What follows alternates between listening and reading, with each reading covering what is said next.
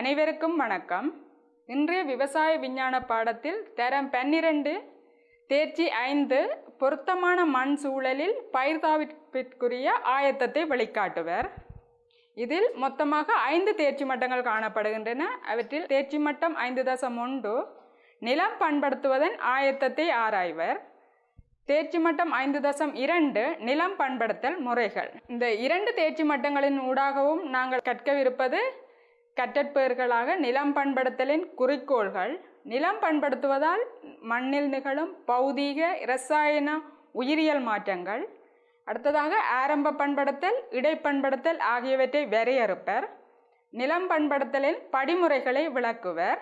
ஒவ்வொரு தேவைகளுக்கும் ஏற்றமாறாக தனிச்சிறப்பான நிலம் பண்படுத்தல் முறைகளை கையாளுதலும் அவற்றிற்கான உதாரணங்களை விளக்குதலும், பயிர்களின் சந்தர்ப்பத்துக்கு அமைவாக பொருத்தமான நிலம் பண்படுத்தல் முறைகளை தெரிவு செய்கிறது.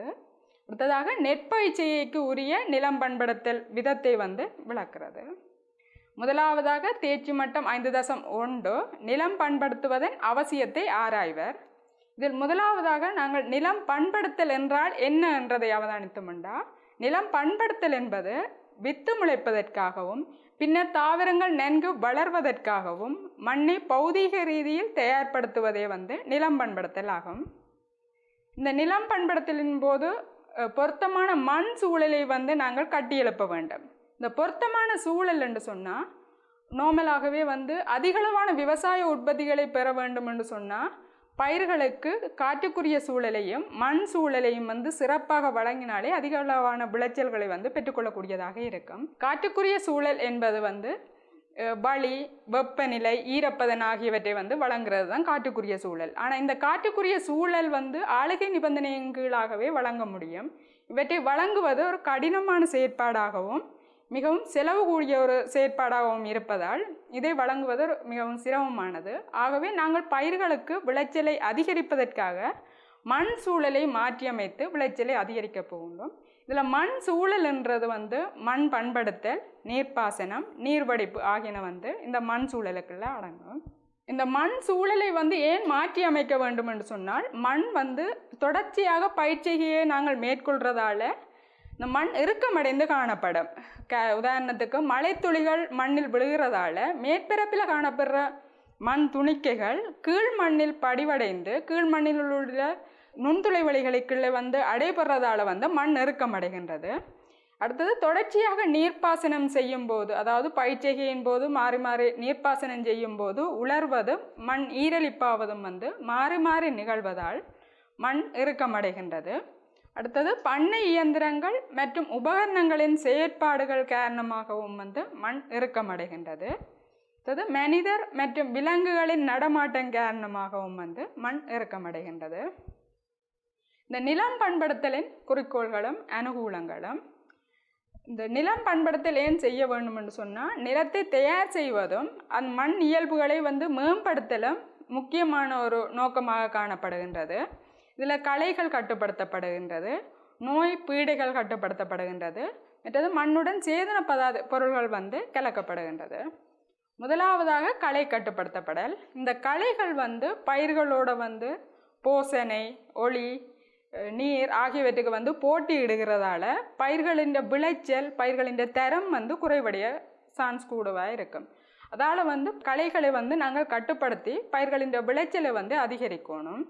இப்போ உதாரணத்துக்கு பார்த்தா, தானிய விளைச்சல்களோட களைகளின் வித்துக்கள் சேர்வதால் களைகளின் அளவு, இந்த களைகள் பயிர்களோட போட்டியிடுறதால போசனை, ஒளி, நீர் ஆகியவற்றுக்காக பயிர்களோட போட்டியிடுறதால பயிர்களின் விளைச்சலின் அளவும் விளைச்சலின் தரமும் குறைவடையப்படுகின்றது.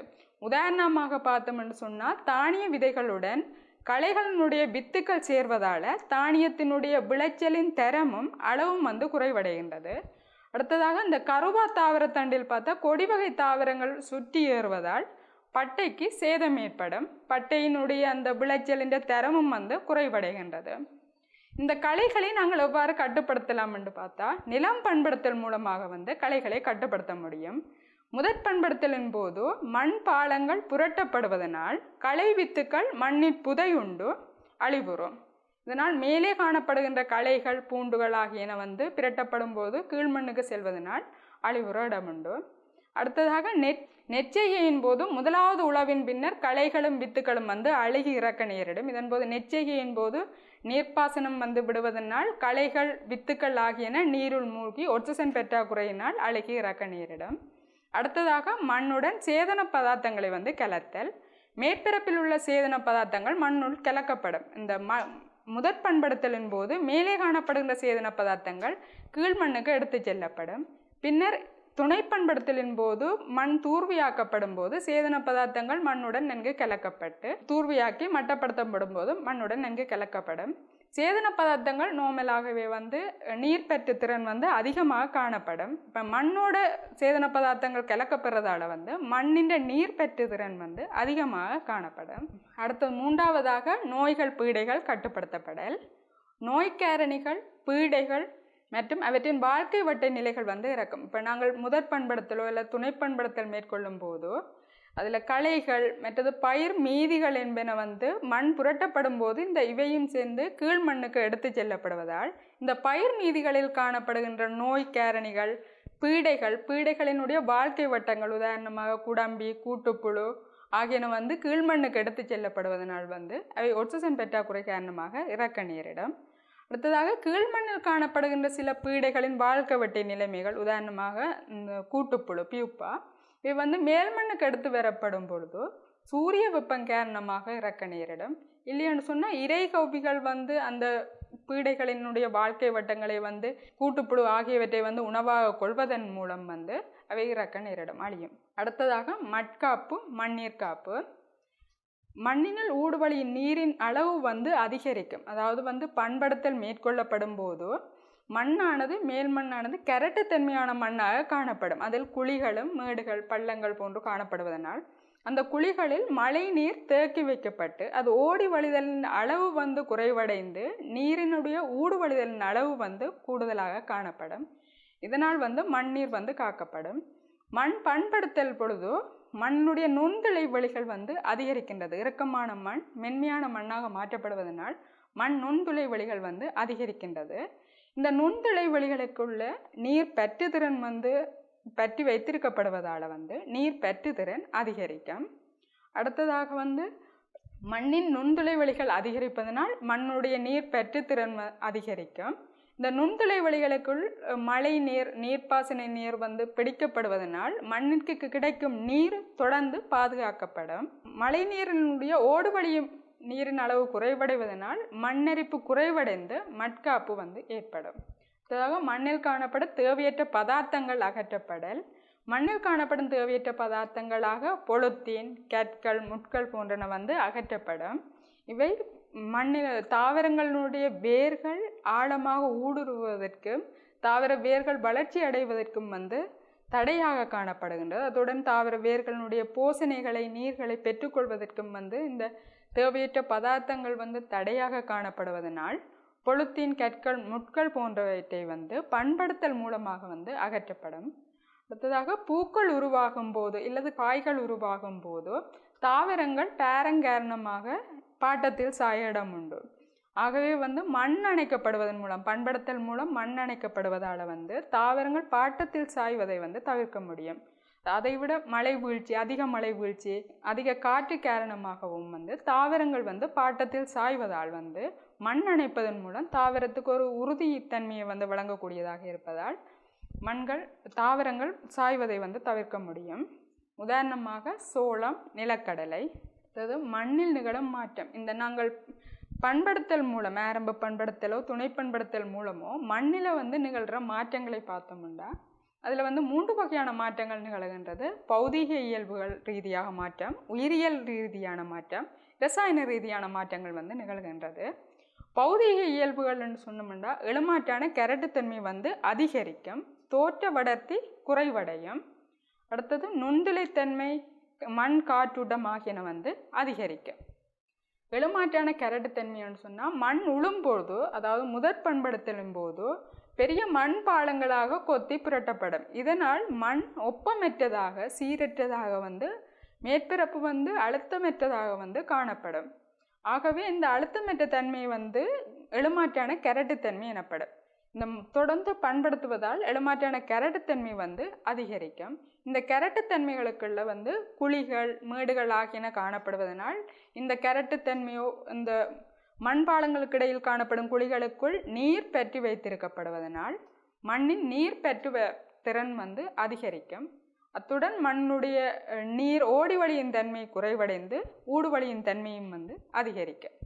அடுத்ததாக தோற்ற அடர்த்தி.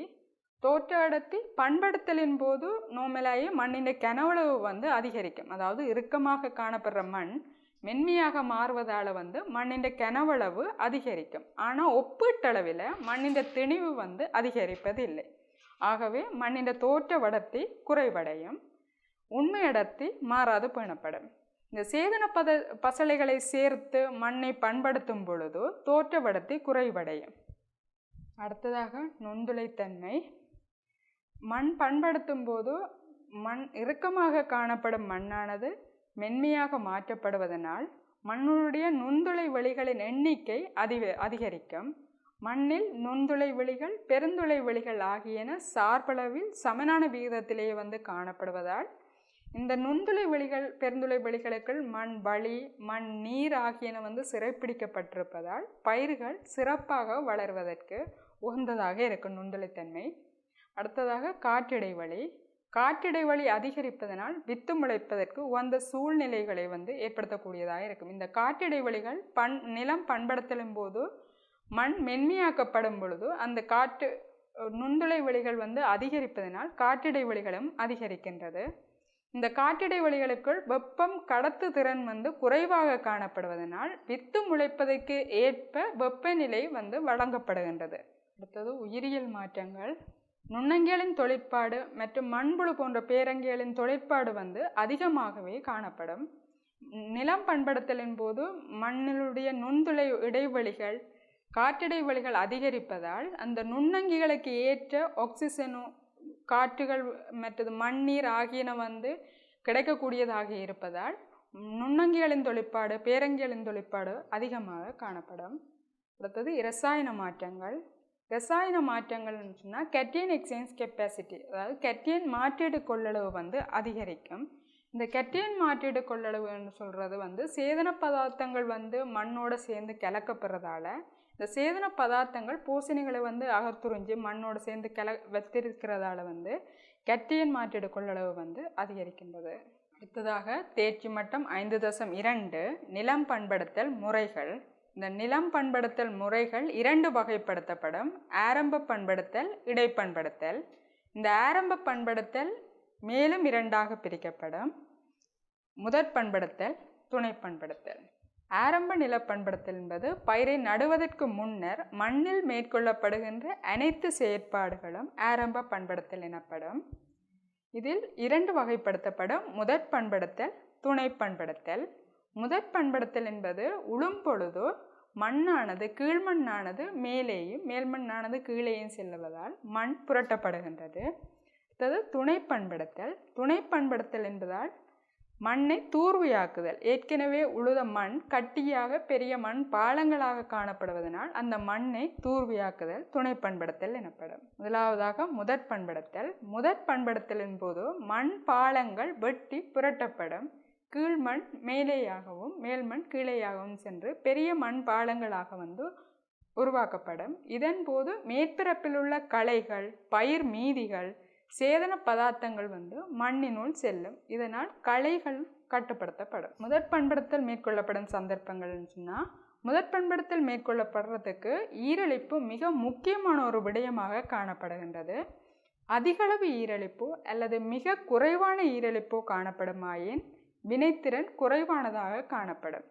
அதிகளவு ஈரழிப்பு காணப்படுமாயின் மண்ணானது சேற்றுப்பாங்கான மண்ணாக காணப்படும். இந்த முதற் பண்படுத்தல் மேற்கொள்ளும் போது மண்வெட்டி வட்டத்தட்டு கலப்பை ஆகியவற்றை வந்து பயன்படுத்தும் பொழுது இந்த ஈரழிப்பான மண் உபகரணங்களில் ஒட்டி கொள்வதனால் அந்த உபகரணங்களின் பயன்பாடும் அவற்றினுடைய வினைத்திறனும் வந்து குறைவாக காணப்படும். மிக குறைவான ஈரழிப்பு காணப்படுமாயின் அந்த கொத்தி புரட்டுவது வந்து மிகவும் கடினமான ஒரு விடயமாக வந்து காணப்படும். அதிக ஈரழிப்பான மண் கட்டமைப்பாக இருந்துச்சுன்னு சொன்னால் முதற் பண்படுத்தல் மேற்கொள்ளைக்குள்ள மண் கட்டமைப்பு குழப்பப்படும். மண்ணானது பிரட்டப்படும் போது பெரிய மண்கட்டிகளாக பிரட்டப்பட்டு பின்னர் வெப்பம் காரணமாக உலரும் போது மிகவும் வலிமையான பெரிய மண்கட்டிகளாகவே வந்து காணப்படும். அதனால் மண் கட்டமைப்பு வந்து குழப்பப்படும். நோமலாகவே வந்து நாங்கள் முதற் பண்படுத்தல் மேற்கொள்வதற்கு மண்ணினுடைய ஈரலிப்பு 25 தொடக்கம் 50% ஈரலிப்பு காணப்படுமாயின் முதற் பண்படுத்தல் வினைத்திறனான பண்படுத்தலாக காணப்படும்.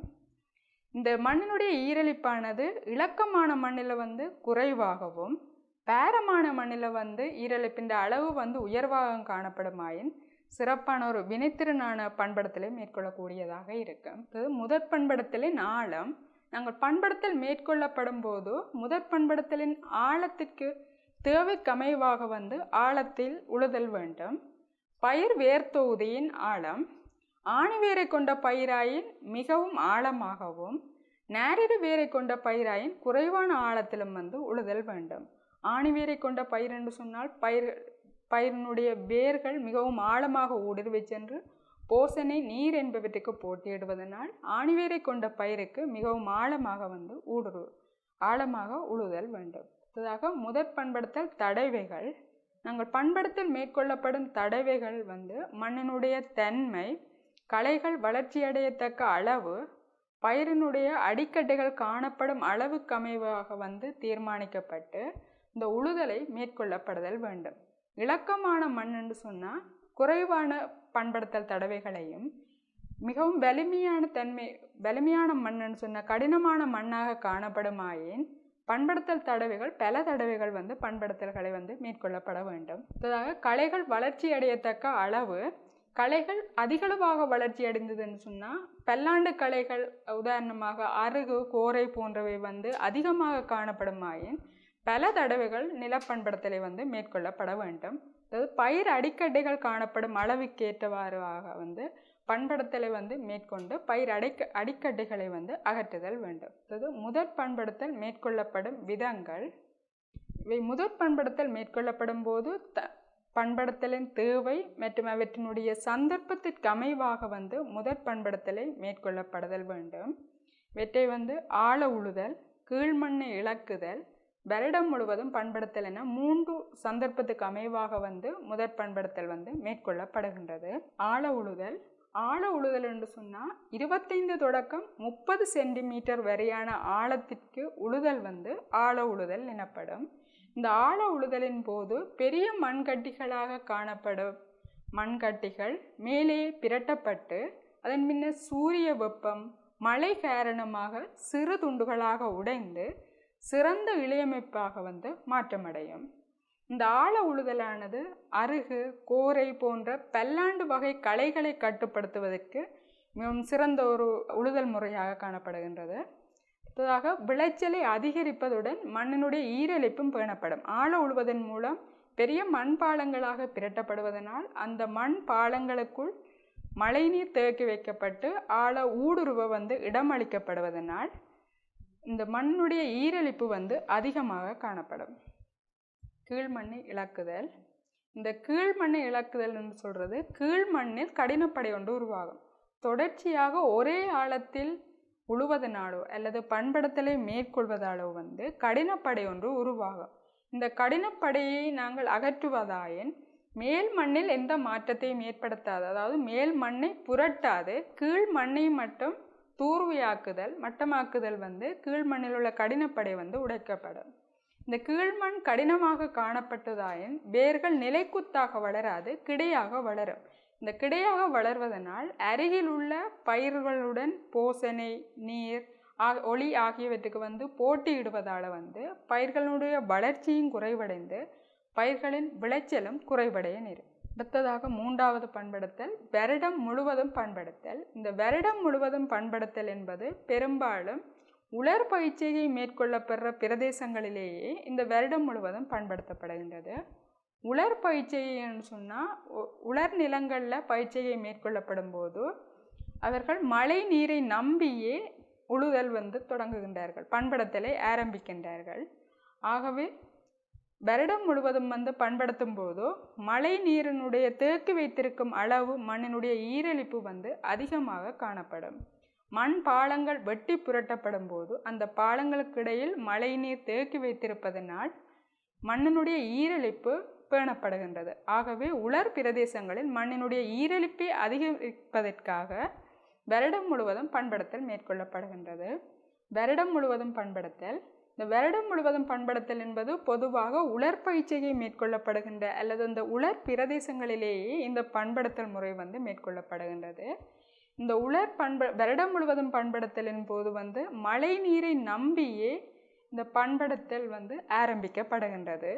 இந்த பண்படுத்தலின் போது மண் பாலங்களுக்கிடையில் மழை நீர் தேக்கி வைக்கப்பட்டு ஓடி வழிதலின் அளவு குறைவடைந்து மழை நீர் மண்ணினுள் ஊடுபழியும் அளவு வந்து அதிகரிப்பதனால் இந்த மண்ணினுடைய ஈரலிப்பு அதிகமாக காணப்படும். ஆகவே உலர் பயிற்சியை மேற்கொள்ளப்படும் பிரதேசங்களில் வருடம் முழுவதும் பண்படுத்தல் மேற்கொள்ளப்பட வேண்டும்.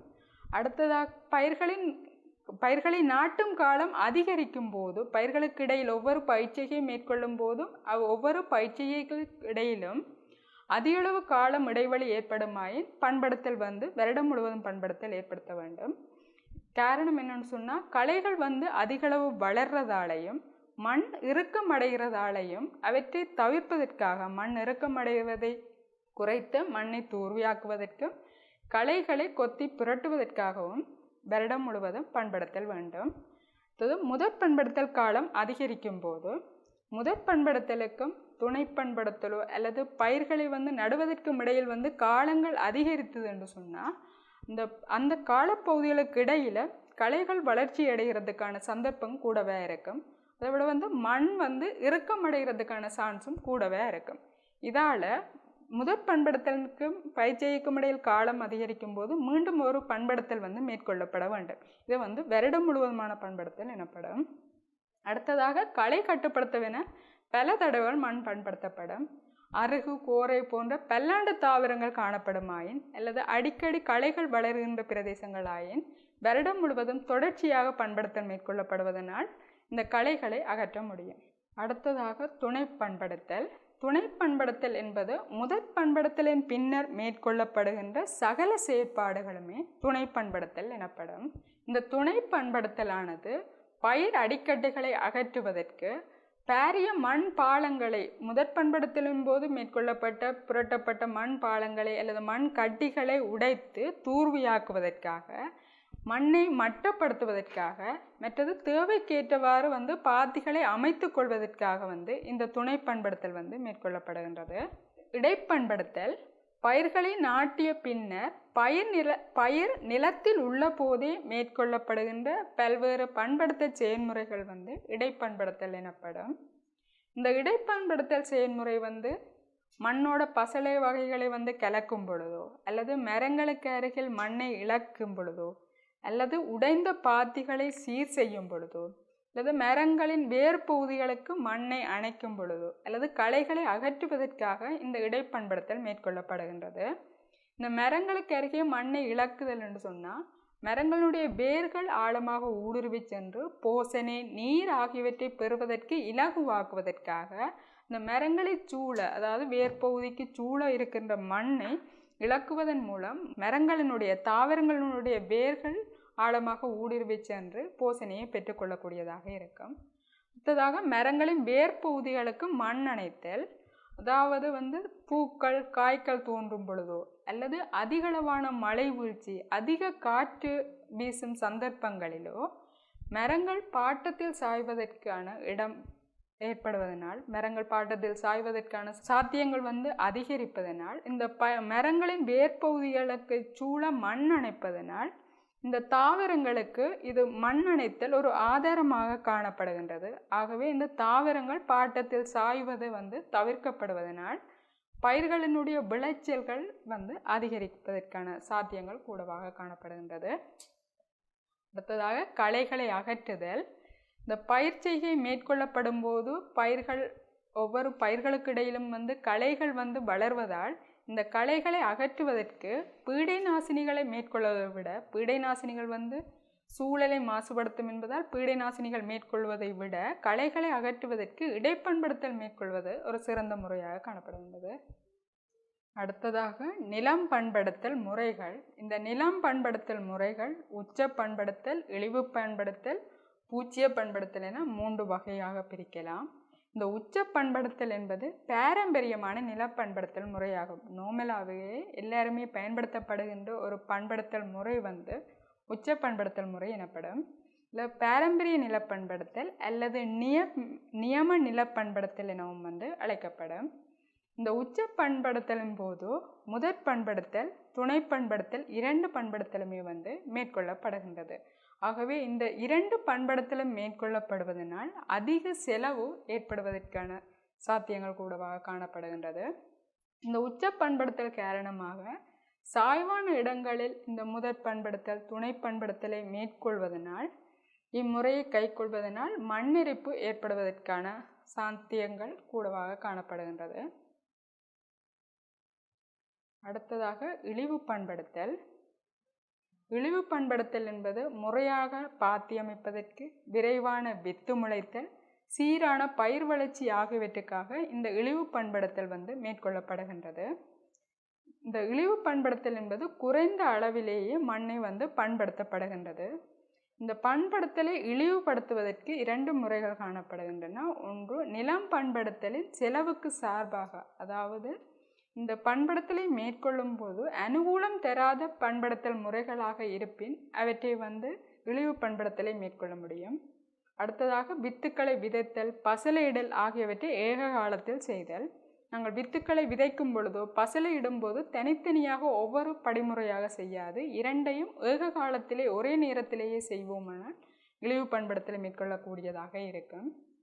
இழிவு பண்படுத்தலின் போது சகல நிபந்தனைகளையும் உள்ளடக்கியதாக வந்து ஆரம்ப பண்படுத்தல் மேற்கொள்ளப்பட வேண்டும். வித்துக்கள் அல்லது நாற்றுக்கள் நடப்படும் வரிசைகளினூடாக மாத்திரமே இடைப்பண்படுத்தல் வந்து மேற்கொள்ளப்படுகின்றது. கரட்டு இழையமைப்பு மற்றும் நடுத்தர இழையமைப்பு கொண்ட மண்களுக்கு வந்து இழிவு பண்படுத்தல் மிகவும் வெற்றிகரமான ஒரு பண்படுத்தல் முறையாக காணப்படுகின்றது.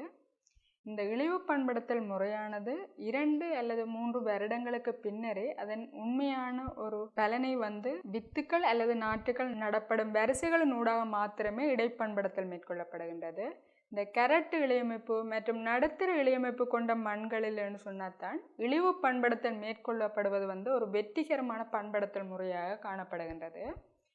ஒரு 2-3 வருடங்களின் பின்னரே இழிவு பண்படுத்தல் மேற்கொள்ளப்படுவதனுடைய உண்மையான அந்த பலனை வந்து எதிர்பார்க்கக்கூடியதாக, பலன் கிடைக்கக்கூடியதாக காணப்படும். அடுத்ததாக இழிவு பண்படுத்தலின் அனுகூலங்கள். இந்த இழிவு பண்படுத்தலின் அனுகூலங்கள் பார்த்தா மண்ணரிப்பு வந்து குறைவடையும். அதாவது சாய்வான நிலங்களில் நாங்கள் பண்படுத்தலை குறைப்போமானால், பண்படுத்தலை செய்யாது விடுவோம் என்று சொன்னால் இந்த மண்ணரிப்பு குறைவடையும். போகங்களுக்கு இடையிலான இடைவெளியை குறைக்கலாம். இந்த முதற் பண்படுத்தல், துணை பண்படுத்தல் ஆகியவற்றை மேற்கொள்ளப்படும் போது 2 பயிற்சிகை போகங்களுக்கு இடையிலான கால இடைவெளி வந்து அதிகரிக்க நேரிடுகின்றது. ஆகவே இந்த நாங்கள் முதற் பண்படுத்தல், துணை பண்படுத்தலை விட்டு இழிவு பண்படுத்தலை மேற்கொள்ளப்படும் போது இந்த போகங்களுக்கு இடையிலான இடைவெளி வந்து குறைக்கப்படுகின்றது. அடுத்ததாக பயிர் மீதிகள் எஞ்சுவதால் அவை சிதைவடைந்து மண் இயல்புகளை வந்து மேம்படுத்தும். நாங்கள் நோமலாகவே வந்து பண்படுத்தல் மேற்கொள்ளப்படும் போது பயிர்களினுடைய மீதிகள், பயிர்களினுடைய கட்டைகள் வந்து அகற்றப்படுகின்றது. ஆனால் இங்கு இழிவு பண்படுத்தலின் போது வந்து பயிர் மீதிகள் அகற்றப்படாது. ஆகவே பயிர் மீதிகள் வயலிலேயோ அல்லது பயிர் செய் நிலங்களிலேயே வந்து எஞ்சி இருப்பதனால் அவை சிதைவடைந்து மண்ணிற்கு போசனையை அளிக்கின்றது. இதனால் பயிர் செய் நிலங்களுக்கு வந்து மண் இயல்புகளை மேம்படுத்தக்கூடியதாக காணப்படுகின்றது. அடுத்ததாக மண்ணில் உள்ள வேர்கள் இறந்து சிதைவடைவதால் உருவாகும் துளைகளினூடாக நீர் நன்கு பொசியும். முதற் பண்படுத்தல், துணை பண்படுத்தல்களை மேற்கொள்ளும் போது பயிர்களினுடைய மீதிகள், பயிர்களினுடைய வேர் மீதிகள் ஆகியன வந்து அகற்றப்படுகின்றன. ஆனால் இந்த இழிவு பண்படுத்தலின் போது பயிர் மீதிகளோ வேர் மீதிகளோ வந்து அகற்றப்படாது, மண்ணினுள்ளேயே காணப்படுகின்றது. ஆகவே இந்த வேர் மீதிகள் உக்கும் பொழுது அந்த உக்களுடைய இடைவெளிகளினூடாக நீர் நன்கு பொசிந்து மண்ணினுடைய ஈரலிப்பு நன்கு சிறப்பாக பேணப்படுகின்றது. அடுத்ததாக மண் இறுக்கமடைவது தவிர்க்கப்படும். நாங்கள் அடிக்கடி உழும் பொழுது முதற் பண்படுத்தல்களோ துணை பண்படுத்தலோ அடிக்கடி மேற்கொள்ளப்படும் போது கடினப்படை ஒன்று உருவாக்கப்படுகின்றது.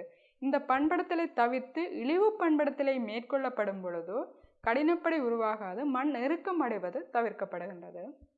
அடுத்ததாக இழிவு பண்படுத்தலில் உள்ள பிரதிகூலங்கள். இந்த பிரதிகூலங்கள் என்று பார்த்தா வித்துக்கள் முளைப்பது குறைவாக இருக்கும். அதாவது பெரிய வித்துக்களுக்கு இழிவு பண்படுத்தல் அனுகூலமான ஒரு செயற்பாடாக இருந்தாலும் சிறிய வித்துக்கள் முளைப்பதற்கு சிரமமான ஒரு விடயமாக காணப்படும். காரணம் என்னன்னு சொன்னால் நுண்துளை இடைவெளிகளோ காற்று இடைவெளிகள் குறைவாக காணப்படுவதனால் வித்து முளைப்பதற்கேற்ற வளி, நீர் மற்றும் வெப்பநிலை ஆகியன மட்டுப்படுத்தப்பட்டு காணப்படுவதால் வித்து முளைப்பது குறைவாகவே காணப்படுகின்றது. அடுத்ததாக சேதன பதார்த்தங்கள் சிதைவடையும் வீதம் குறைவாகும். இந்த இழிவு பண்படுத்தலின் போது மண்ணினுள் நுண்துளை இடைவெளிகள், காற்று இடைவெளிகள் ஆகியன குறைவாக காணப்படுவதனால் இந்த நுண்துளை இடைவெளிகளுக்கு சிக்கி காணப்படுகின்ற நுண்ணங்கிகள், மண்வளி, மண், நீர் ஆகியன குறைவாகவே காணப்படுகின்றது. ஆகவே நுண்ணங்கிகள் குறைவாக காணப்படும் போது சேதன பதார்த்தங்கள் பிரிகையடையும் வீதமும் குறைவாக காணப்படுகின்றது. இது சேதன பதார்த்தங்கள் மண்ணுடன் நன்கு கலக்கப்படாது. ஆகவே சேதன பதார்த்தங்கள் சிதைவடையும் வீதம் குறைவாக காணப்படுகின்றது. அடுத்ததாக அவரை பயிர்களில் வேர்முடிச்சுக்கள் உருவாவது குறைவடையும். அதாவது அவரை பயிர்களில் வேர்முடிச்சுக்கள் உருவாகுவதற்கு இந்த ரைசோபியம் என்ற நுண்ணங்கி காரணமாக அமைகின்றது. ஆனால் இந்த நுண்ணங்கிகளின் வளர்ச்சிக்கு நுண்துளை இடைவெளிகள், மண் வளி, மண், நீர், காற்றிடைவெளிகள் ஆகியன தேவைப்படுகின்றது. ஆனால் இங்கு இழிவு பண்படுத்தலின் போது நுண்துளை இடைவெளிகள் குறைவாக காணப்படுவதனால் நுண்ணங்கிகளினுடைய வளர்ச்சியும் குறைவாக காணப்படுகின்றது. ஆகவே அவரை பயிர்களில் வேர் முடிச்சுகள் உருவாகுவது குறைவடைகின்றது. அடுத்ததாக வித்துக்களை விதைப்பது கடினமாகும். இழிவு பண்படுத்தலின் போது மண் கரட்டுத்தன்மையான மண்ணாக காணப்படுவதனால் வித்துக்களை விதைப்பது கடினமாக காணப்படுகின்றது. அடுத்ததாக களை கட்டுப்பாட்டிற்கென அடிக்கடி களை நாசினிகளை பயன்படுத்த நேரிடும். நோமலாக நாங்கள் சாதாரணமாகவே களைகளை கட்டுப்படுத்துவதற்கென பண்படுத்தலைத்தான் மேற்கொள்கின்றோம். ஆரம்ப பண்படுத்தலோ துணை பண்படுத்தலை மேற்கொண்டு களைகளை கொத்தி புரட்டி அதை அகற்றுகின்றோம். ஆனால் இங்கு பண்படுத்தலை மேற்கொள்ளாது இழிவு பண்படுத்தலை மேற்கொள்ளும் போது களைகள் அகற்றப்படுவது குறைவாகவே காணப்படுகின்றது.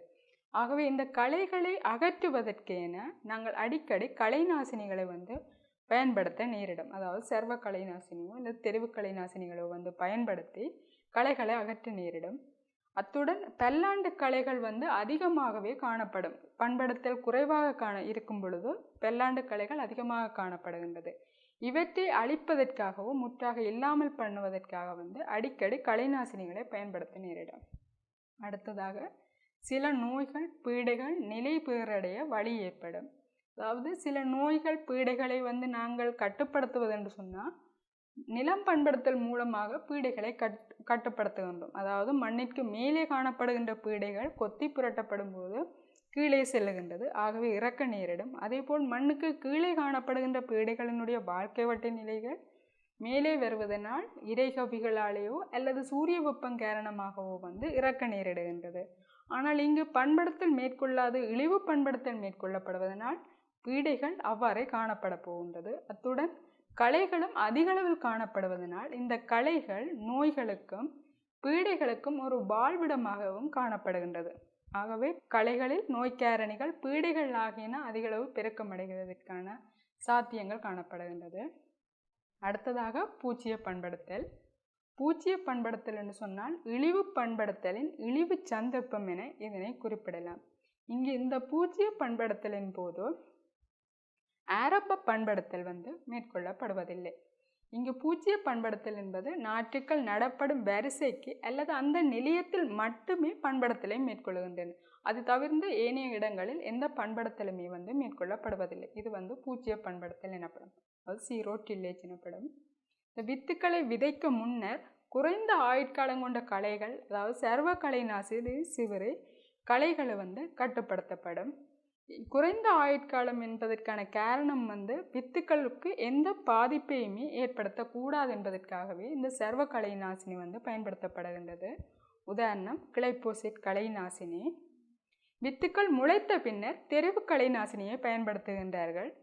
வித்துக்களுக்கு இந்த தெரிவு களை நாசினி எந்த பாதிப்புமே ஏற்படுத்தாது. அத்துடன் தெரிவு களை நாசினி நீண்ட ஆயுட்காலம் உடையதாக இருப்பதனால் களைகளை அதிக அளவில் கட்டுப்படுத்தும்.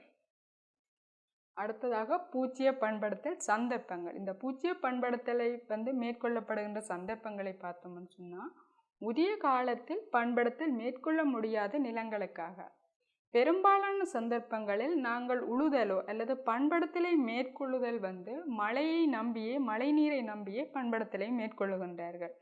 மழை போகும் தாமதிக்கும் பொழுதோ, மழை இல்லாவிட்டால் அந்த பண்படுத்தலை மேற்கொள்வது சிரமமாக இருப்பதால் அந்த காலத்தில் பண்படுத்தலை மேற்கொள்ள முடிவதில்லை. ஆகவே பூச்சிய பண்படுத்தலை மேற்கொள்ளுகின்றார்கள். அடிக்கடி மண்ணெரிப்புக்குள்ளாகும் நிலங்களுக்கு உகந்ததாகும். அடிக்கடி மண்ணெரிப்புக்குள்ளாகும் இடங்களுக்கு நாங்கள் முதற் பண்படுத்தலோ அல்லது ஏனைய பண்படுத்தல் முறைகளை மேற்கொள்ளும் போது மண்ணெரிப்பு ஏற்படுவதற்கான சாத்தியங்கள் கூடவாக காணப்படுகின்றது. ஆகவே மண்ணெரிப்பு உள்ளாகும் நிலங்களுக்கு பூச்சிய பண்படுத்தலை மேற்கொள்கின்றனர்.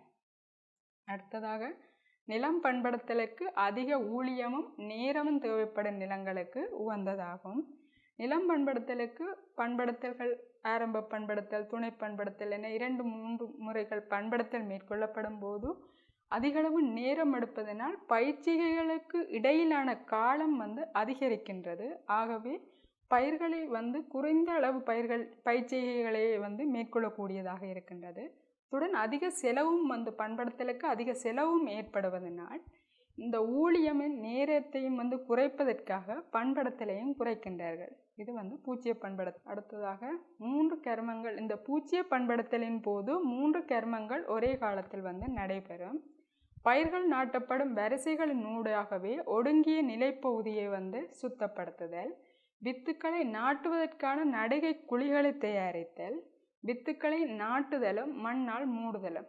நோமலாகவே நாங்கள் ஒரு பயிர் செய்ய போகின்றோம் என்று சொன்னால் நிலப்பகுதியை சுத்தப்படுத்தல், குழிகளை தயாரித்தல் ஆகியன வேறு வேறு காலத்தில் மேற்கொள்வோம். ஆனால் இந்த பூச்சிய பண்படுத்தல் செயற்பாட்டின் போது இந்த நிலப்பகுதியை சுத்தப்படுத்தல், குழியை தயாரித்தல், வித்துக்களை நட்டு உடனே வித்துக்களை மூடுதல் என்பது எல்லாத்தையும் ஒரே காலத்திலே செய்வதனால் பூச்சிய பண்படுத்தல் மேற்கொள்ளக்கூடியதாக இருக்கின்றது. பூச்சிய பண்படுத்தலின் அனுகூலங்கள். பூச்சிய பண்படுத்தலின் அனுகூலங்களை பார்த்தால், பண்படுத்தல் மேற்கொள்ளப்படாது இருப்பதனால் அந்த பயிற்சிகளுக்கிடையில் மூடுபடை காணப்படும். களைகள் அல்லது எஞ்சிய பயிர் மீதிகள் ஆகியன மூடுபடையாக காணப்படுகின்றது. இந்த மூடுபடையாக காணப்படுவதனால் மழை நீர் ஓடி வழிதல் அளவு குறைக்கப்படுகின்றது. அத்துடன் மழை நீர் ஊடு செல்லல் வீதமும் அதிகரிக்கப்படுகின்றது. இதனால் மண்ணினுடைய நீர் காக்கப்படுகின்றது. அத்துடன் மழை நீர் ஓடி வழிதல் குறைவடைவதனால் மண்ணெரிப்பும் குறைவடைகின்றது. இந்த சேதன பொருட்கள் கனிப்பொருட்களாக மாற்றமடையும் வீதமும் குறைவடைக்கப்படுகின்றது. மண்ணை புரட்டாது விடுவதனால் நுண்ணங்கிகளினுடைய அளவு குறைவாக காணப்படுவதனால் சேதன பொருட்கள் பிரிகையடையும் அளவும் வீதமும் குறைவாகவே காணப்படுகின்றன. மண் கட்டமைப்பு விருத்தியடைந்து காணப்படும். மண்ணினுள் நீர் ஊடு செல்லும் வீதமும் அதிகரிக்கும். மண்ணினுள் மூடுபடை காணப்படுவதனால், பயிற்சிகளுக்கிடையில் மூடுபடை காணப்படுவதனால் மண்ணினுள் நீர் ஊடு செல்லும் வீதமும் அதிகரிக்கும். நீர் ஆவியாகி செல்லல் குறைவடையும். மூடுபடியாக காணப்படுவதனால் மண் மேற்பரப்பில் உள்ள நீர் ஆவியாகி செல்லல் குறைவடையும். இந்த பூச்சிய பண்படுத்தலில் அடுத்த அனுகூலம் பூச்சிய பண்படுத்தலில் அடுத்தது செலவு குறைவான ஒரு பண்படுத்தல் முறையாக காணப்படுகின்றது. இதில் இயந்திர வேலை, நேரம் ஆகியன மீதப்படுத்தப்படுகின்றன. பயிற்சிகளுக்கிடையிலான கால அவகாசம் குறைக்கப்படுவதனால் இந்த நேரம் குறைக்கப்படுகின்றது. அடுத்ததாக பொருளாதார ரீதியாக நன்மை கிடைக்கும். பண்படுத்தல் மேற்கொள்ளப்படும் போது ஒவ்வொரு பண்படுத்தல் முறைக்குமே செலவுகள் அதிகரித்து கொண்டே செல்கின்றபடியால் பண்படுத்தல் மேற்கொள்ளப்படும் போது ஒவ்வொரு பண்படுத்தல்களுக்கு இடையிலுமே செலவுகள் அதிகரிப்பதால் பொருளாதார ரீதியாக நன்மை கிடைக்கக்கூடியதாக இருக்கும் இந்த பூச்சிய பண்படுத்தல் மூலமாக. அடுத்ததாக உழைப்பால் அல்லது இயந்திரம் மூலம் அதிக சக்தியையும் சிரமத்தையும் செலவிட வேண்டிய அவசியம் இல்லை. நோமலாகவே மற்ற ஏனைய பண்படுத்தல் முறைகளை பயன்படுத்தும் போது, ஆரம்ப பண்படுத்தல், துணை பண்படுத்தல் ஆகியவற்றை பயன்படுத்தும் போது உழைப்பு, மனித உழைப்பு அல்லது இயந்திர வலுவோ தேவைப்படுகின்றது. இதனால் அதிக சக்தி செலவிடப்படுகின்றது. ஆகவே நாங்கள் பூச்சிய பண்படுத்தலை மேற்கொள்ளப்படும் போது மனித உழைப்போ அல்லது இயந்திர வலுவோ இயந்திர சக்தியோ குறைக்கப்படுகின்றது. அடுத்ததாக பூச்சிய பண்படுத்தலின் பிரதிகூலங்கள். இது பூச்சிய பண்படுத்தல் சிறிய வித்துக்கள் கொண்ட பயிர்களுக்கு பொருத்தமற்றதாக காணப்படுகின்றது. பெரிய வித்துக்களை கொண்ட பயிர்களை பயிரிட முடியும், ஆயினும் சிறிய வித்துக்களை கொண்ட பயிர்களுக்கு பூச்சிய பண்படுத்தல் பொருத்தமற்ற ஒரு முறையாக காணப்படுகின்றது. இங்கே இயந்திரங்கள் பயன்படுத்தப்படுமாயின் மண் இறுக்கமடைய இடம் உண்டு. அதாவது பூச்சிய பண்படுத்தல் என்பது மண் பண்படுத்துவது மிகவும் குறைவான ஒரு விடயமாக இருக்கின்றது. ஆகவே நாங்கள் இடைப்பண்படுத்தல் மேற்கொள்ளும் போது, அதாவது களைநாசினியோ அல்லது பசலைகள் விசிறும் பொழுதோ அல்லது வித்துக்களை நடும் பொழுதோ இயந்திரங்களை நாங்கள் பயன்படுத்துவோமாயின் அந்த மண் இறுக்கமடைவதற்கான சாத்தியங்கள் காணப்படுகின்றது. களிப்பாங்கான மண்ணில் மண் வலியூட்டம், நீர் வடிப்பு ஆகியன குறைவடைவதனால் தாவர வளர்ச்சி குறைவடைவது. களிப்பாங்கான மண்ணில் நோமலாகவே நுண்துளை தன்மை குறைவாகவே காணப்படுகின்றமையால் தாவர வளர்ச்சி, தாவரங்களுடைய வேர்கள் ஊடுருவுதல் குறைவாக காணப்படுகின்றது. அடுத்ததாக பயிற்சியை போகம் ஒன்றில் பயன்படுத்தப்படும் களைநாசினியின் அளவும் அதிகமாக காணப்படுகின்றது. பூச்சிய பண்படுத்தலின் போது களைகள் அகற்றப்படுவதில்லை. நோமலாகவே நாங்கள் களைகள் அகற்றுவது என்று சொன்னால் பண்படுத்தல் மூலமாக, முதற் பண்படுத்தலோ துணை பண்படுத்தல் மூலமாக களைகளை அகற்றுகின்றோம்.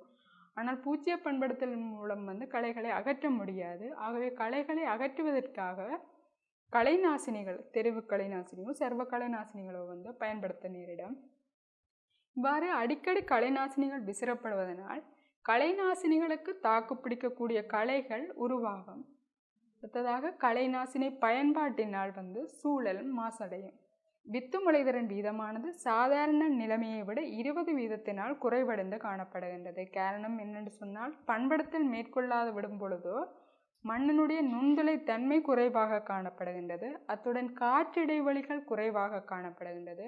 மண்ணுக்குள் காணப்படுகின்ற மண் நீர் குறைவாக காணப்படுகின்றது.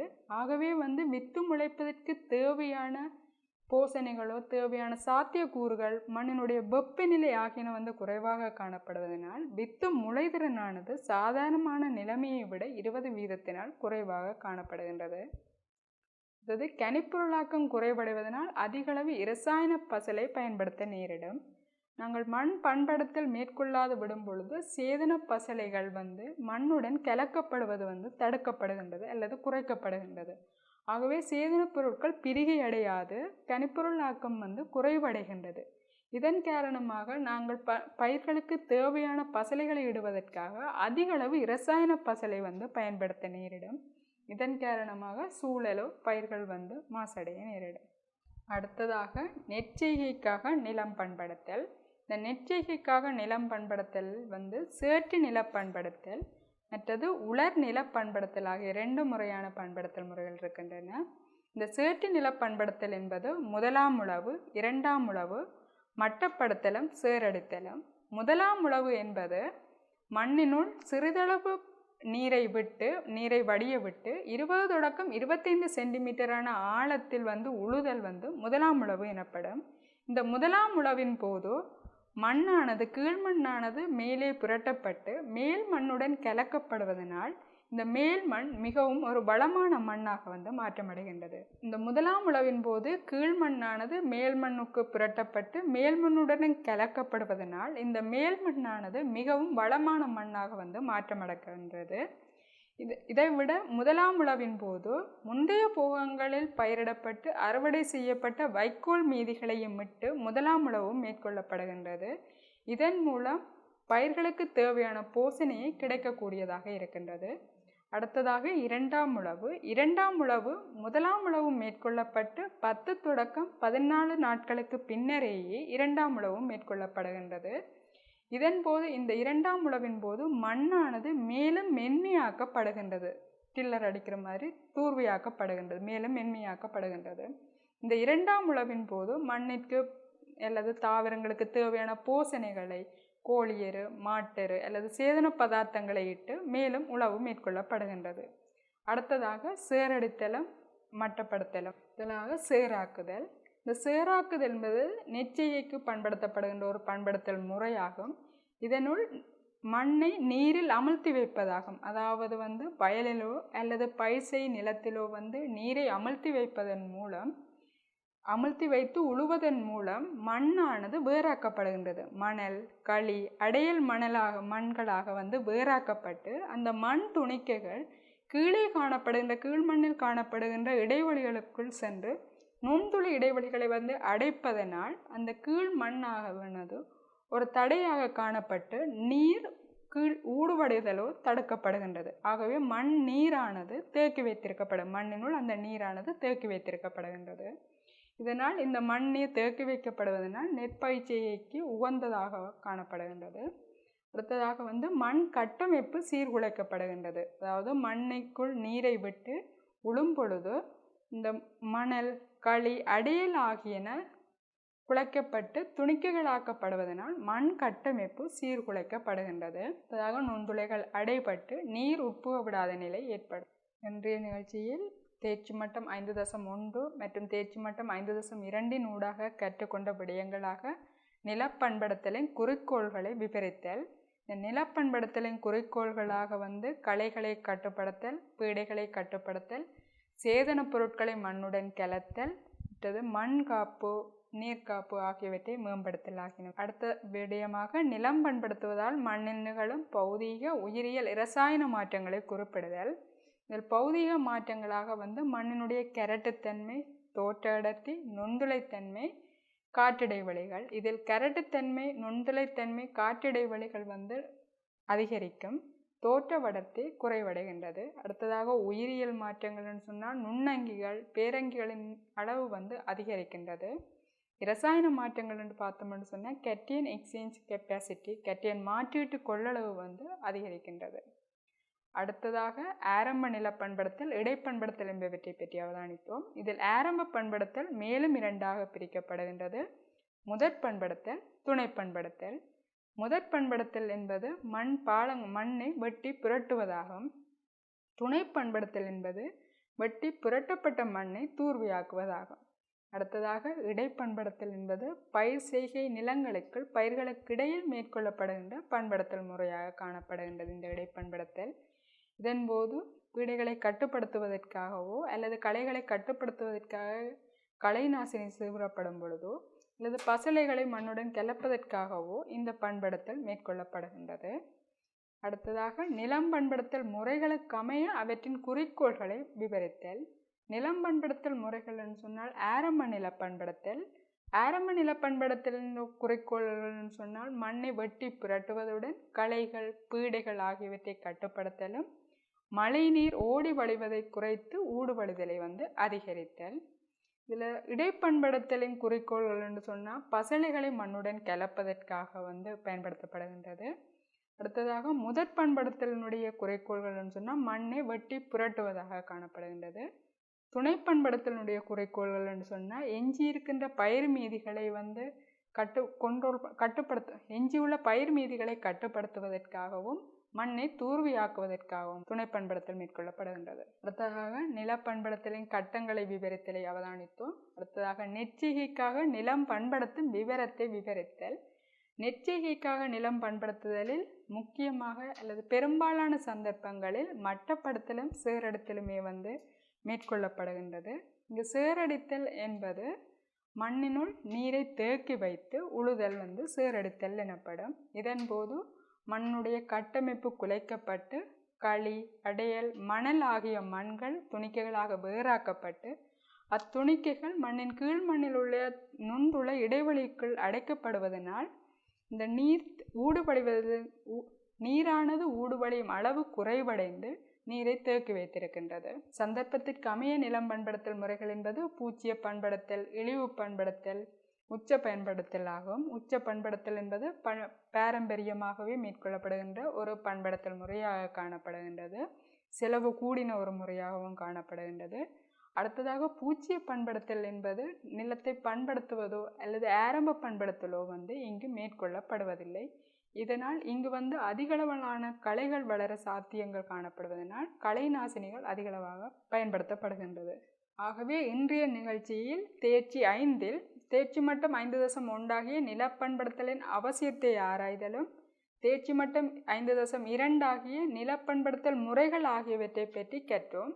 இனிவரும் நிகழ்ச்சிகளில் தேர்ச்சி மட்டம் 5.3, 5.4 மற்றும் 5.5 ஆகிய தேர்ச்சி மட்டங்களை பற்றி கற்போம். நன்றி, வணக்கம்.